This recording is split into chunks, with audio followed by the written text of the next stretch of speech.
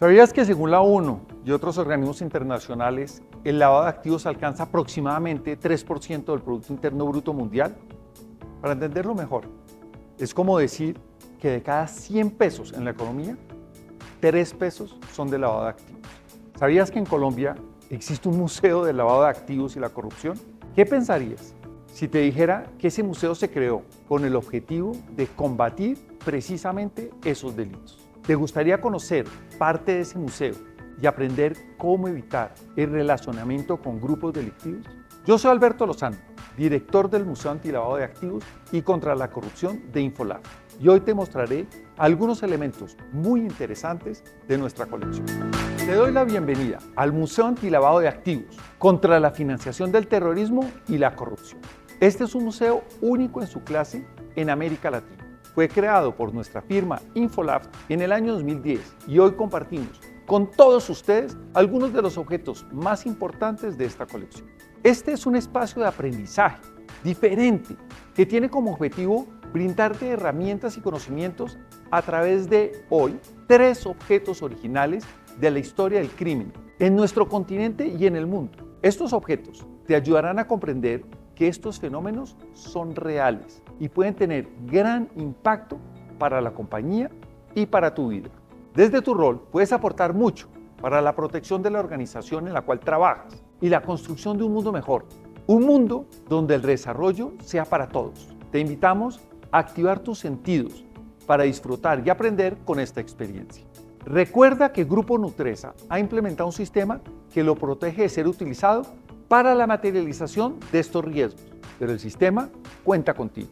Este sistema se llama Gestión de Cumplimiento para la Prevención del Lavado de Activos, la financiación del terrorismo, la financiación de la proliferación de armas de destrucción masiva, la corrupción y el soborno transnacional. Este sistema está compuesto por varios controles que deben ser cumplidos por todos los colaboradores de Nutresa. ¿Dónde puedes encontrar estos controles? En la política, el manual y los procedimientos del sistema de gestión de riesgos de cumplimiento. Ahora que ya conoces el objetivo de este espacio, empecemos con nuestro recorrido.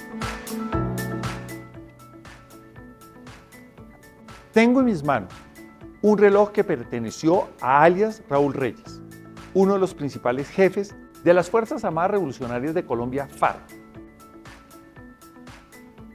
Un grupo guerrillero que en su época de mayor influencia llegó a tener cerca de 21.000 integrantes y que fue catalogado como una organización terrorista global por el gobierno de Estados Unidos y por la Unión Europea.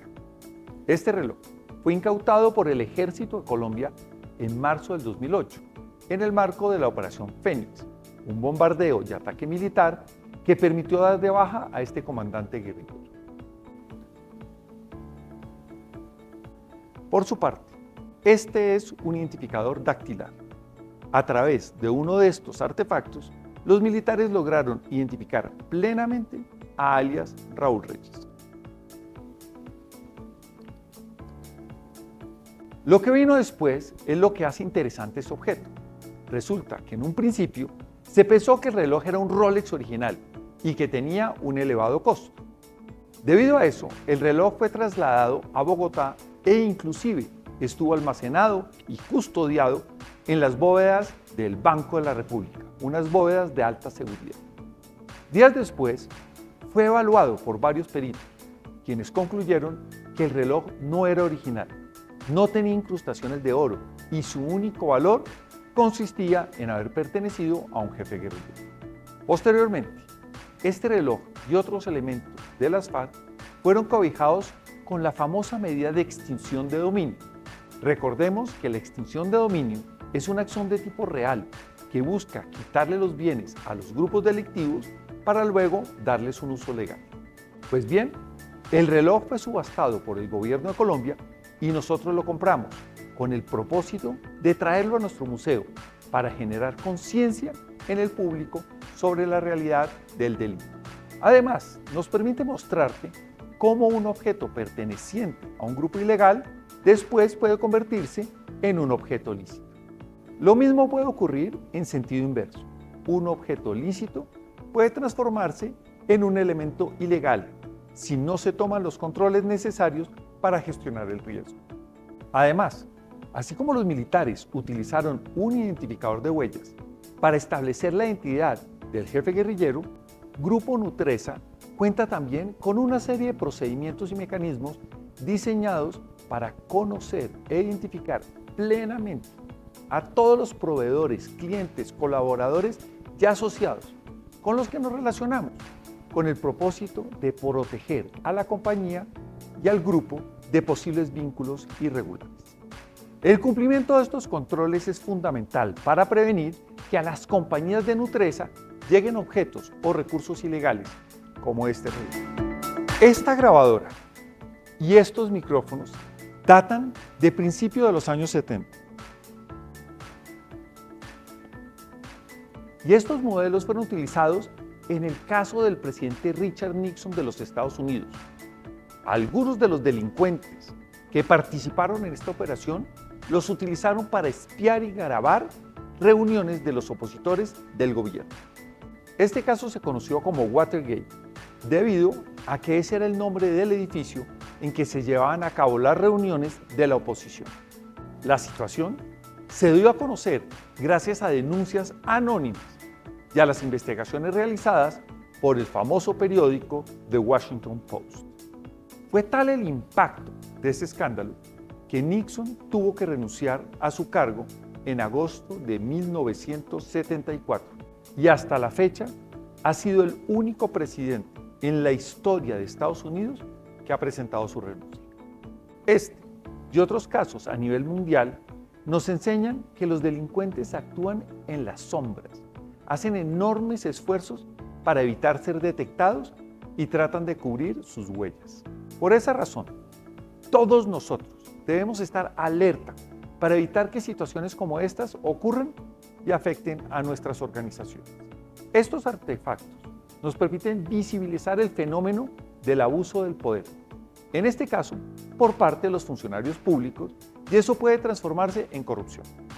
Además, hay que tener claro que esto también podría ocurrir en el sector privado.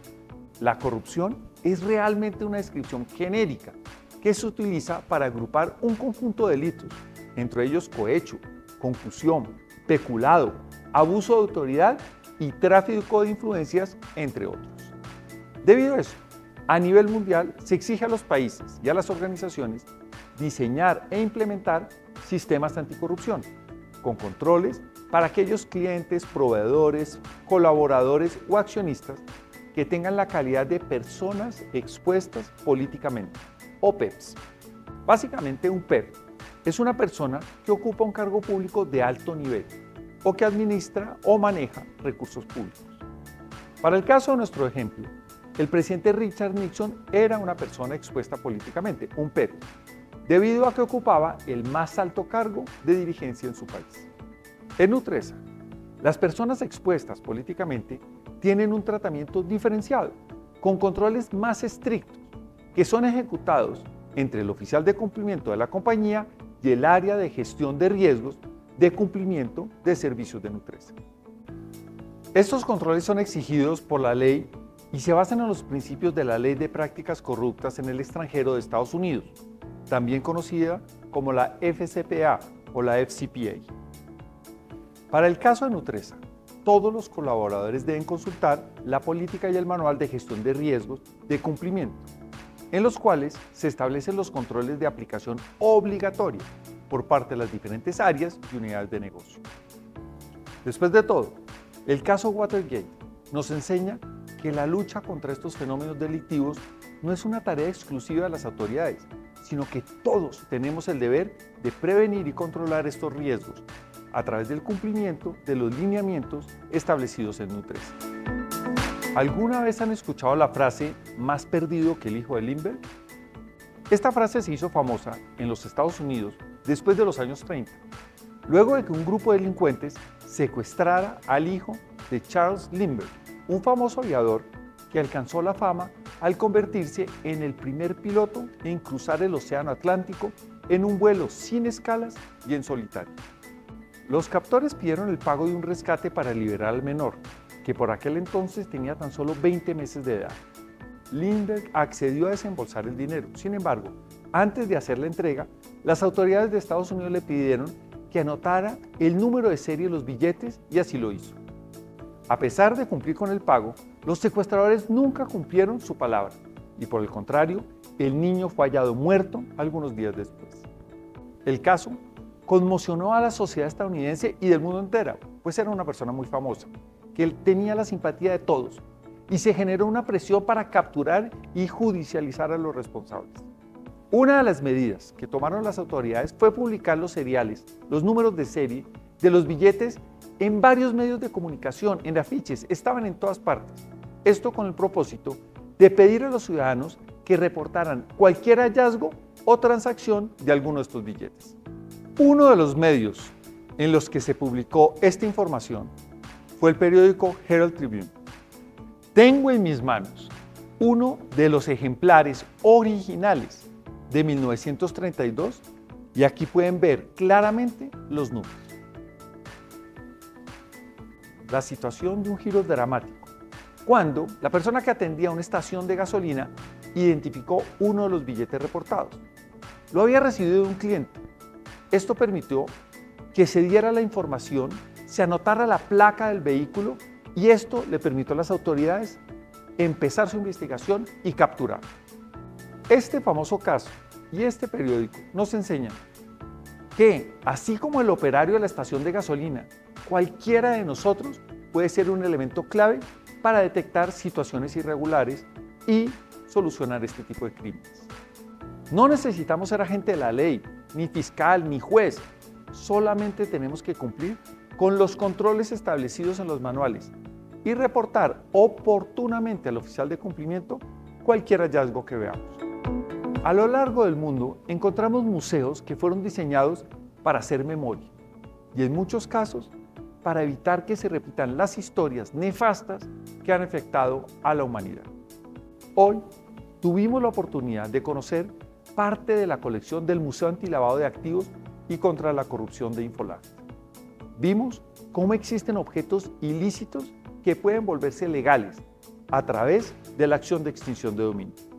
Sin embargo, los bienes y activos lícitos pueden convertirse en ilegales si descuidamos la tarea de saber con quiénes nos relacionamos. También descubrimos que un mismo control no siempre funciona igual para todas las personas. Hay individuos que tienen riesgos más elevados y en esos casos debemos ser más estrictos. Lo mismo aplica para aquellos negocios con altos volúmenes de dinero o que se realizan en jurisdicciones de riesgo. Finalmente, aprendimos que así como un empleado de la estación de gasolina en los Estados Unidos fue fundamental para resolver uno de los casos judiciales más grandes de ese país, cualquiera de nosotros puede ser la pieza clave para proteger a Nutresa de cualquier amenaza. Así llegamos al final de este recorrido por elementos que a simple vista son comunes, pero que cuentan la historia de delitos a los que estamos expuestos. Asimismo, te recordamos que eres muy importante en la gestión de la prevención del lavado de activos, financiación del terrorismo, financiación de la proliferación de armas de destrucción masiva, corrupción y soborno transnacional. Recuerda los mecanismos y canales de denuncia con los que contamos en Nutresa. Oficial de cumplimiento en el correo cumplimiento@gruponutresa.com y a la línea ética. Informar de manera oportuna alguna situación sospechosa hace la diferencia entre la detección oportuna de una situación de riesgo o la materialización de dicho riesgo. Seguir cuidando a Nutresa es una responsabilidad de todos. Contamos contigo. Por último, te invitamos a que realices una corta evaluación donde nos cuentes cuál fue tu experiencia y pongas a prueba los conocimientos que acabas de adquirir.